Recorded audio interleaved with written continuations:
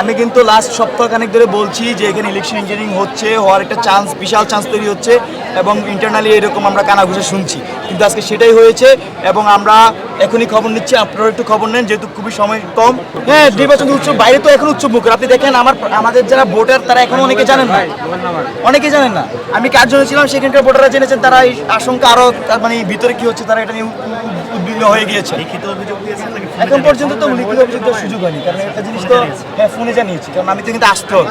আমরা সব ধরনের ব্যবস্থা গ্রহণ করি এখানে। আমি বলি শুনি, বিশ্ববিদ্যালয় প্রশাসন লিখিত অভিযোগ দিলে ব্যবস্থা নিতে পারবে এবং বিশ্ববিদ্যালয় প্রশাসন যদি লিখিত অভিযোগ না হয় সে নিজে থেকেও ব্যবস্থা নিতে পারবে, তার দুইটা এখতিয়ার আছে। আমি যখন তাকে মৌখিক জানিয়েছি তিনি নিজ থেকে ব্যবস্থা নেবেন।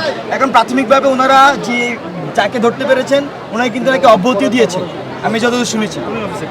হ্যাঁ, এখন কি হয়েছে না হয়েছে এটার ডিটেল খুঁজে বের করতে হবে, সেটা আপনাদেরকে অনুরোধ করছি, আপনারা বের করুন, আমরা চেষ্টা করি।